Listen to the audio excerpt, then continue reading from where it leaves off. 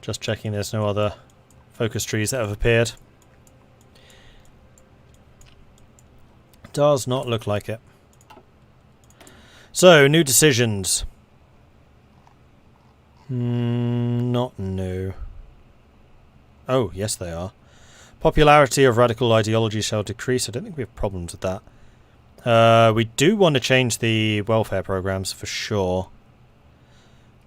Gives us stability, but more importantly gives us poverty reduction. Heavy machinery would also be good. That's another one. So we actually have 2 poverty reduction possibilities now. And I think we're going to take both of them.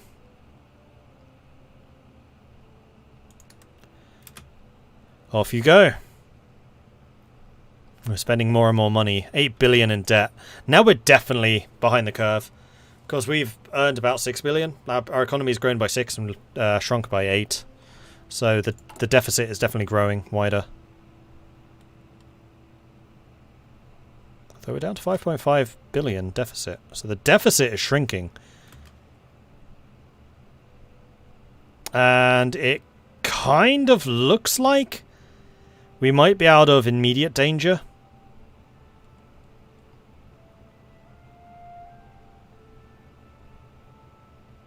Do it. This is a terrible idea, but I'm doing it.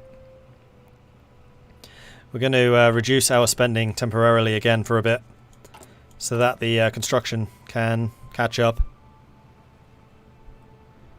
We're only losing 4 consumer goods right now. 2 consumer goods. And that's just because we cut civilian spending. In fact, our civilian spending is super expensive. Acceptable pensions, that's why. Pensions? People should work until they're dead.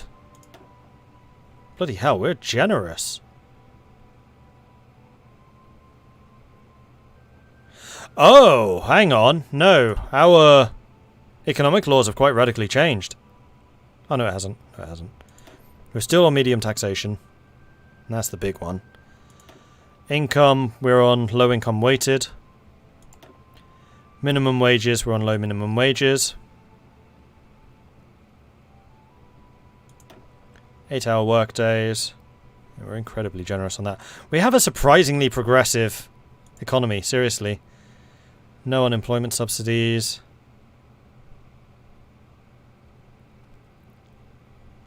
Which is actually bad, because it's actually increasing that. We could do a trinket. Minimal safety regs. We do have... we have a national health service. Oh, it's not universal. We have public healthcare, but not universal. I wonder what the difference there is. Well, it's a lot cheaper for one. And this does actually counter some of the poverty rate.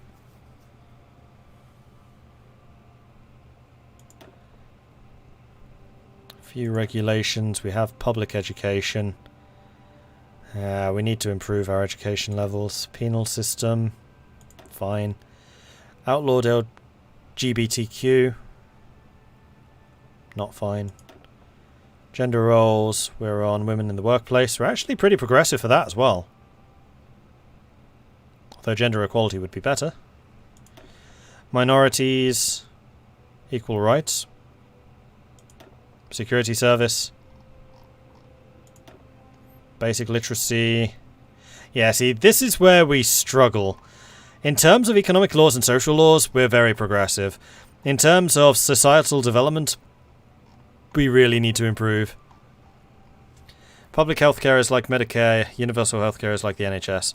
Yeah, so we're like Medicare at the moment. We could do better. We're on the path to improving, but we're not there yet. Controlled opposition, so we don't have a multi-party system. State atheism. Non-socialist trade unions allowed. That almost certainly would change when Yuri takes the throne. Quota immigration. Slavery is outlawed. Public meetings are outlawed. Press rights. State press only. We are not a democracy, however. No voting whatsoever. Not even with the elite. Skilled refugees only.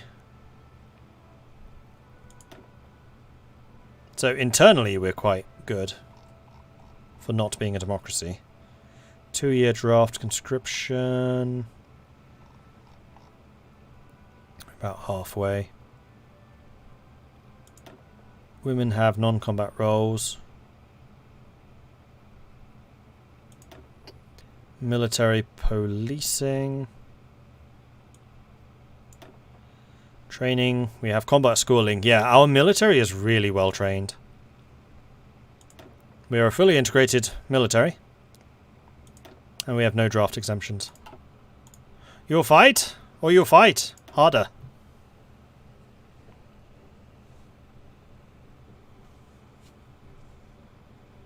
Not bad for a nation in the 60s. Yeah. Exactly.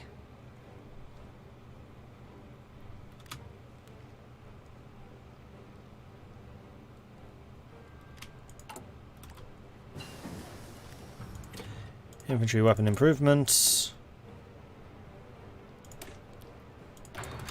We're actually going to be almost up to date in terms of infantry gear, which will be good.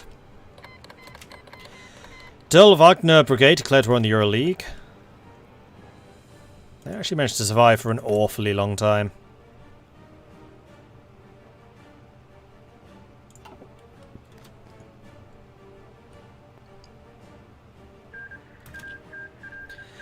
Gross Germisch The German Reich. The German Reich or the German people? No. Whatever. Defeated Lettland.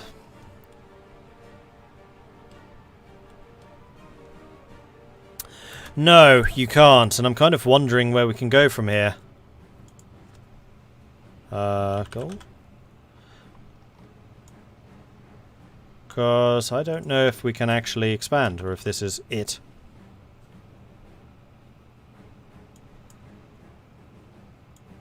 Oh, we can actually get women into combat roles.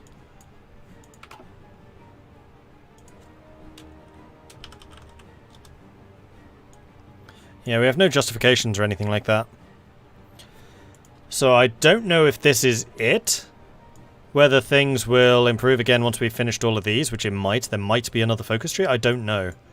I do not know what to expect. I do not know what to expect at this point. There should be one last unification war. There should be. But the thing is, the game is supposed to last... With this focus tree, it's supposed to last 10 years. We're, what, 6 years through? Oh yeah, there is a decision. You're not wrong. Siberian reunification.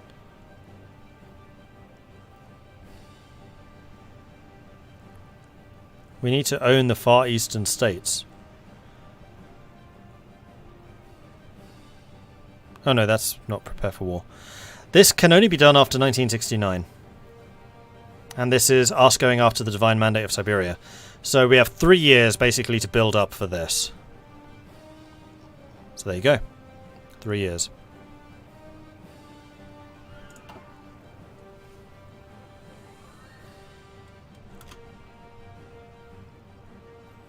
In which time to solve our budget problems. The Republic of Pavlodar has defeated the Polish Autonomous Socialist Soviet Republic. So Nova Polska is now gone. Liberals reunify Kazakhstan. Previously restrained by the will of despots, the Kazakh phoenix rises anew as a beacon of liberty and democracy in the steppe. First President of the Republic of Kazan Sabit, Mukhanov, in the appeal to his country, congratulated his fellow citizens with a victory over tyranny and ignorance, and proclaimed the final reunification of the Kazakh nation under democratic rule, envisioning a prosperous future for his homeland after the long years of bitter infighting and senseless bloodshed. A lamb amongst a pack of wolves, the newly founded republic announced its desire for international recognition and cooperation with the democratic powers. The time will tell if Kazakhstan can break away from its prolonged isolation. It seems that sometimes peace and freedom survive in this world. And they have actually formed Kazakhstan. Death of Prince Demchugdongrup. Prince Demchugdongrup, a political and military leader of the Mongolian steppe, has died following a violent bout of stomach flu, which ailed the old man for several weeks before his passing away. Despite being a largely obscure figure outside of East Asia, Dem Chugdon group has been perhaps one of the most prominent Mongolians to live and die since the reign of the Khans. Though his efforts, Outer Mongolia and Inner Mongolia have been reunited, and a popular insurrection in Mongolia in the 1960s was beaten back. Some decry him as a Japanese puppet, others herald him as a champion of the Pan-Mongolianism. Whatever your belief, he is now dead. His funeral was noticeably empty for the death of a head of state, and the highest level dignitary from Japan being the ambassador in Nanjing. With his death, his son, Prince Den Sulong, a charismatic firebrand compared to his father, has taken power. A tragic day. So that's what Menjiang? Yes.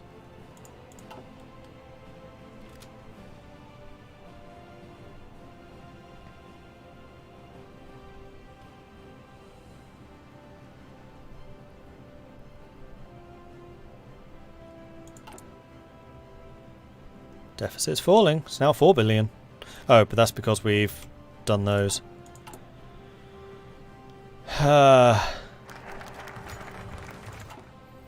Foundations of a kingdom, preserving the past, building the future. King Rurik II paced slowly alongside the large-scale model of newly proposed renovations to Kemerovo, making sure to soak in every detail. For too long, he had been forced to hold court in the frozen remnants of a proper city. Should the vision depicted within the model before him be realised, Kemerovo would shine once more as a centre of power, fit for a monarch of Rurik II's stature. Foreign Minister and Royal Architect Peter Baranovsky stood in the corner of the room, looking on as his liege gleefully examined the model he had put together. Rurik II was usually a gloomy old fellow, but today his eye betrayed the excitement of a child in a candy store. "I trust everything is to your liking, Your Grace." Masterful work as always, Baranovsky. Fleeting visions of Russia's past transplanted into the present. Rurik II's gaze remained focused on the model as he spoke, and he leaned in for a closer look. The proposed buildings were not unlike the kingdom itself, taking clear inspiration from the architectural legacy of medieval Russia, marred with a sensibly modern touch. With walls of red and white crowned with a variety of garishly decorated roofs, the structures of the hypothesized city were a feast for the eyes. Rurik finally managed to peel his attention away from the model and towards the architect. Marvellous. Simply marvellous. When can I expect the renovations to begin, Baranovsky? As soon as we are able, Your Grace. We just require... You will have it. Whatever it is, it shall be yours, as long as this masterpiece becomes reality. Building a mighty legacy, one brick at a time. And he shall be known as Rurik II, the Builder. Increased construction speed. Decreased interest rates and increased GDP growth. That is really necessary. Yes, please. Ever since the fall of the Soviet Union, the ruble has become increasingly irrelevant to the point of being worth less than toilet paper. Foreign currencies have begun to grow in popularity in various regions across Russia, and particularly the desperate places the locals have resorted to a primitive barter economy. In His Majesty's realm, this farce shall not be allowed to continue. The Royal Ministry of Finance has proposed a radical new idea to help build the kingdom's economy back into something resembling functionality. They wish to introduce a new currency known as the hryvnia in all territories currently controlled by Rurik II, with the hope that it will be able to stem the tide of foreign currencies worming their way into Russian society. The hryvnia, pitched as a new currency for a new Russia, seems like a solid idea worth considering. Do it. Do it now.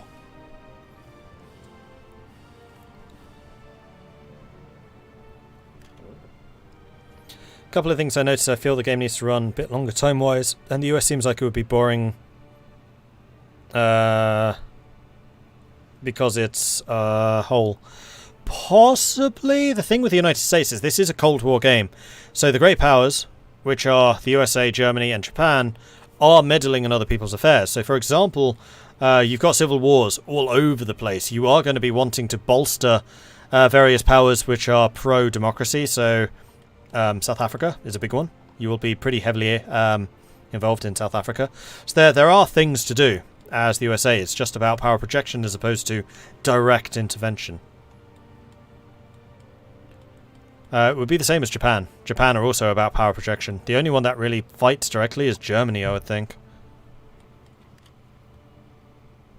A new currency. Mead! Oh, we have loads of decisions available. So we were going to go for heavy machinery. 350 million in debt. It's expensive, but I think worthwhile. We're also going to go for the agricultural mechanization. as these are going to continue trending upwards and upwards and upwards. Although actually these trends do run out. So they are a timed modifier as opposed to a permanent one. Good to know. But thankfully our power projection generation is decent. Not good, but it's also not bad. The Euro League and their allies have defeated the Dergwanger Brigade. War is hell. Also, we are still getting political power from various focuses, which are actually going to stop soon. Ah, bugger. Kolpashevo, Tanutov and Kemerovo gain free infrastructure from that. I have a feeling I may have already built all of those up. No. Kemerovo, obviously we have. And Kolpashevo we haven't touched. Okay, we're fine. So 2 of the 3 do still give us bonuses. Oh, Africa did splinter, you're not wrong.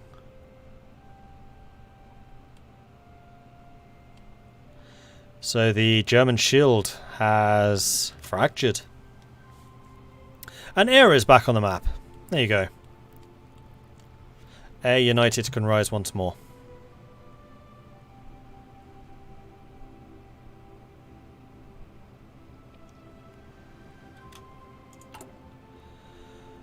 Alright, so we are currently paying 12% interest. And we have a national debt of 9.1 billion. What exactly does this do again?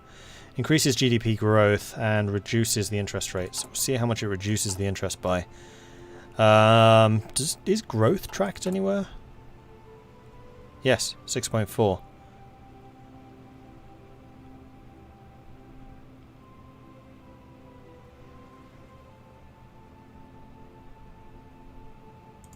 We're at 9 billion in debt now. That's kind of starting to spiral a little bit. And there we go, new currency. So what is it now? 8? Wow, that's a big increase. So debt went down by 4, or interest went down by 4%, and growth just went up by 2%. That's huge. Growth is now higher than debt. That's big. That's very big. That new currency may well save us. So we can build upon Bukharin's plan, which will allow us to get more construction going. We'll also increase the resource extraction efficiency, and more resources means more GDP. You know what? We do need to research the resource extraction tech, because that's going to mean more GDP. For all of his faults, not everything that Nikolai Bukharin did was inherently bad. For one, his Siberian plan transformed Siberia from a desolate backwater to a formidable industrial powerhouse. The effects from this plan can still be felt to this day, and it is the reason why the potential for our industry is so immense. That's not wrong. The years, unfortunately, have not been kind to Siberia, although the infrastructure established in Bukharin's day is still mostly operational. It has seen much better days. Rurik II wishes to reverse the decay, and to that a new expanded Siberian plan will begin. Should this plan succeed, the kingdom's industrial strength will soar to glorious new heights.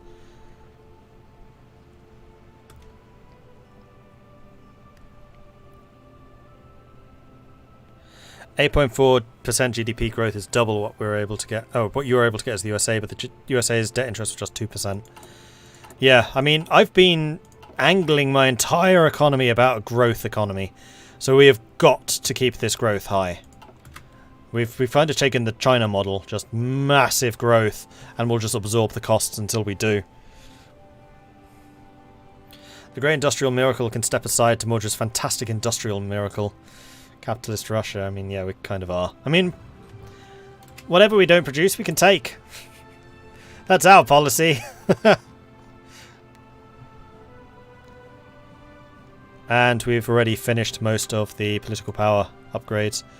So we shouldn't see a big increase in debt outside of what our deficit is. And we'll need to keep military and civilian spending down, unfortunately. Is this decreasing construction speed? I forget. Probably. Consumer, yeah it is. So we need to stop doing the civilian austerity. Military austerity we can continue, because like I said, we have 3 years of peace, probably.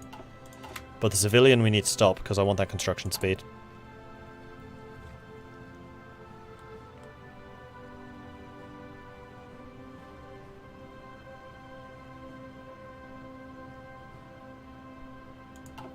And getting rid of power tools would be massive. That's another big part of the problem. I'll have another 10% drop when we get to rudimentary manufacturing lines.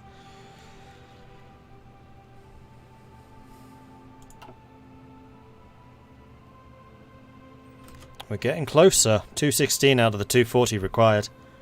Getting much, much closer. Okay, Bukharin's plan. Done. So now we can work on the work programs.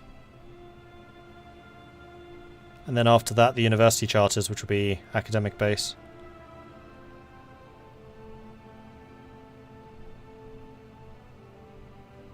Agricultural societal development will begin to rapidly improve. That's going to be nice. Krasnoyarsk gains a bunch of factories. Poverty rate will begin to improve. GDP growth increases. Alright, work programs. The years of fighting across central Siberia was brutal and heavily destructive, and many towns have been reduced to not much more than smouldering ruins. Even several months after the fighting, much of the damage from wars has yet to be repaired. Thousands are without homes and out of work, and the situation could only grow out of control if nothing is done. Our king, however considerate of his people's woes, has a solution to kill two birds with one stone. A specialised work programme that can be created with the task of repairing any and all damage caused by the fighting that has gone on without repairs. The towns and the villages of central Siberia will be returned to their former glory, and the process will be able to provide thousands of people with steady jobs to put food on their tables. And actually our industrial potential is going to be really good, because we keep on getting these construction slots. And we're lagging quite behind in terms of reaching that capacity. We could probably do with building some more factories soon.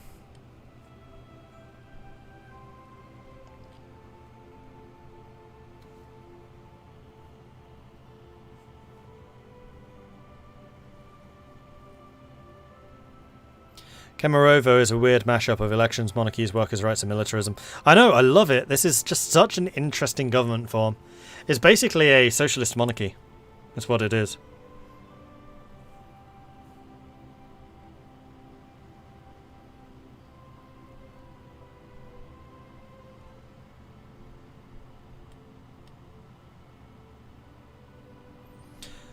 Kemerovo Ron was expecting a tin pot dictator simulator, but actually playing as a decent leader.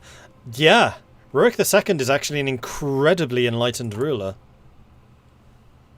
And he probably is one of the best things that could happen to Russia. Alright, improve worker training. That's going to increase industrial expertise. That is also going to moderately increase GDP. Yes, please. Gotta keep the growth going.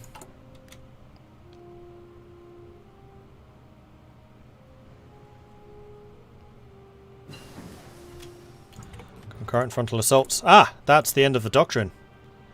Awesome, so now we can focus on industry. We're going to go for a resource extraction.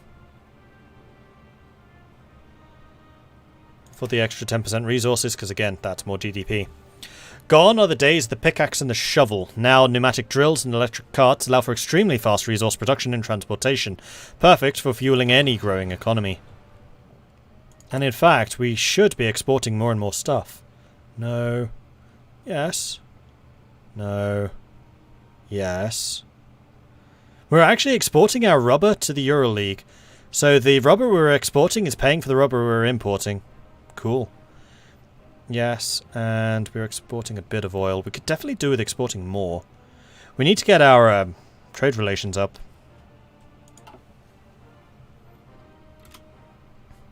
But we're now 3 billion behind the curve. Started at 49, we're at 57, that's a growth of 8 billion at a cost of 10. Helicopters?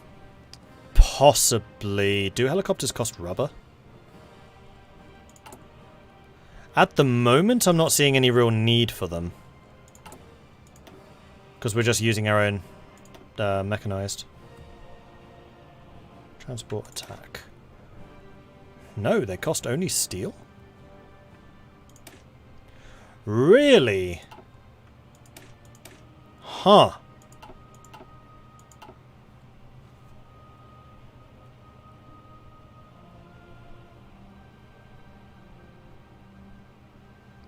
Kind of begs the question, though, what kind of unit is a helicopter?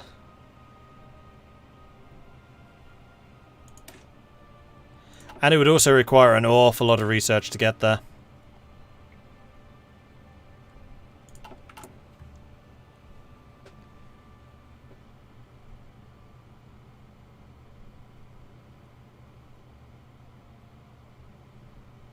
Transport helicopters are for air cavalry, special forces, airborne. Gotcha. Attack helicopters are like aircraft. Are they actually used like aircraft, or are they a unit? Oh, also, we have enough army experience to switch out the Streltsy. Switch you in for an APC. Remove that. So these are now combat width 16. We can add another battle tank. Heck, we could go all in. 20 combat width. 38 organization is just fine. Soft attack, hard attack, air defense, defense, breakthrough. Yeah, these guys would hit really hard. And we actually have enough vehicles to do this. Look at that hardness. Oof.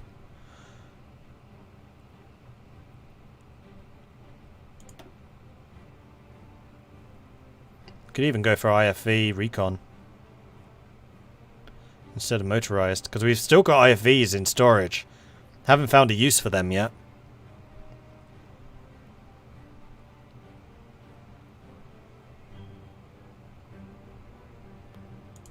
Or helicopter. I think you can get helicopter recon as well.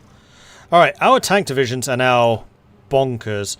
This does, however, mean, and this is something I am quite happy to invest in, that we need to start building our own tanks. T-64s. Let's do it.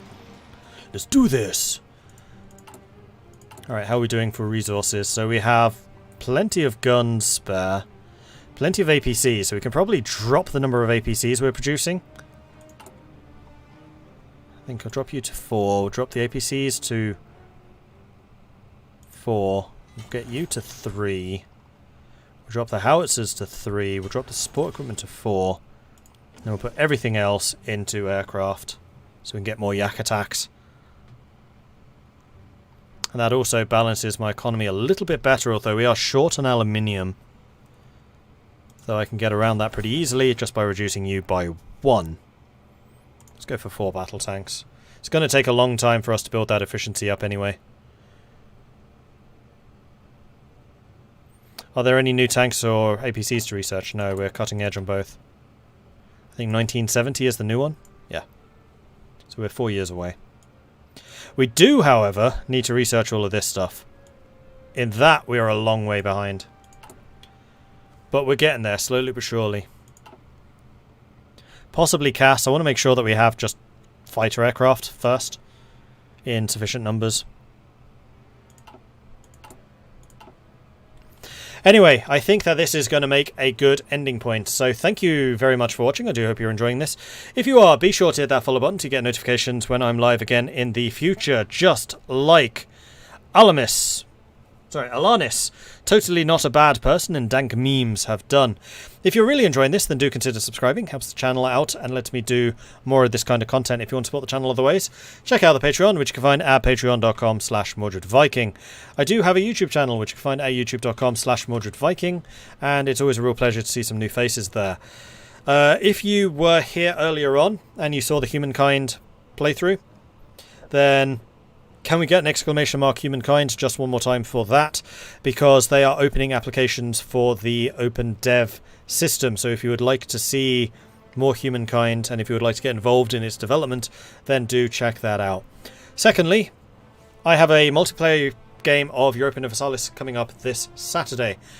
We are basically closed in terms of applications at this point. However, I just want to say 5 PM British summertime Saturday is when the Community Clash Season 4 is going to kick off. It's going to be a fantastic game. We announced the nations earlier today and I'm super excited. If you do want to get in last minute, then please send me a message on Discord and I will see if I can hook you up.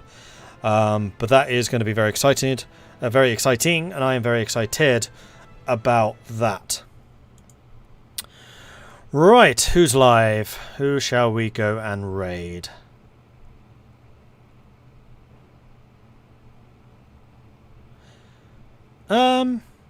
Let's again see if anyone's doing this mod. Like, I have not yet seen anybody else streaming this mod. And I'm astonished by this fact. Still not. Nobody. Is anyone doing humankind? There we go, that's a better idea. Yes, there are. Okay, let's go and raid somebody that's doing humankind.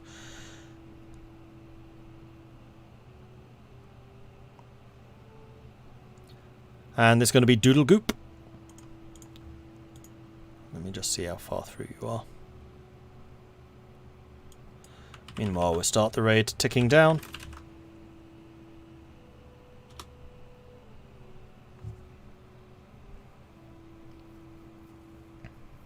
Come on, adverts.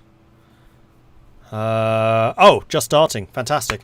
Okay, so let's head over to Doodle Goop. Say hello from Mordred Viking. I'd absolutely love to see their chat lit up by the Viking raid. So if you are not a subscriber, please do go ahead and use that one. And if you are a subscriber and you have access to our awesome emotes, then use that one. Thanks everyone for watching. Do hope you've enjoyed this. I will see you next time. Until then, goodbye. I'm streaming tomorrow. What's tomorrow? Friday? Friday. So streams tomorrow are going to be Mount Blade. We're coming back with Bannerlord. Oh, fantastic. I'm excited for that. Okay, Bannerlord everyone tomorrow. Until then, goodbye.